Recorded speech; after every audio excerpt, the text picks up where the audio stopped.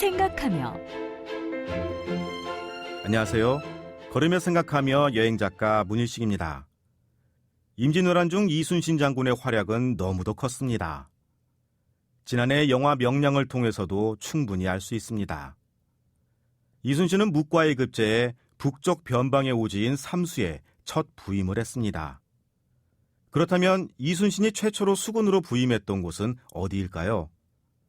바로 전남 고흥군 도하면 발폴입니다. 이순신 장군은 1580년 이곳에 수군만으로 부임해 1년 6개월을 머물렀습니다. 발포는 전라 좌수영의 오관 오포에 포함되어 있습니다.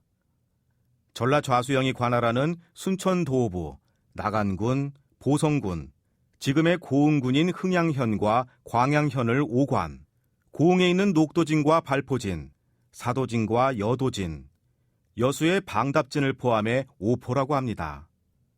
그만큼 발포는 남해안의 해상 방어에 꼭 필요한 전략적 요충지였습니다. 발포만으로 있던 이순신 장군은 청렴한 일화를 남기기도 했습니다.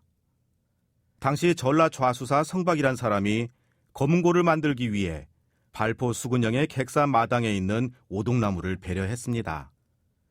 하지만 이순신은 이를 단호하게 저지하며 관아의 오동나무도 국가의 것이니 사사로이 쓸 수 없다 하여 돌려보냈다고 합니다. 하지만 이순신 장군은 임기를 채우지 못하고 파직을 당하고 맙니다. 이순신과 악연이 있었던 서익이란 사람 때문이었습니다. 이순신이 한양에서 훈련원 봉사로 있을 때 서익이 인사청탁을 했는데 호된 질책과 회유에도 그 청탁을 마다했던 겁니다. 이때 서익은 이순신을 크게 미워했는데 그들의 악연이 발포에서 재현됩니다. 군기 검열을 위해 한양에서 군기 경처관으로 서익이 파견된 겁니다.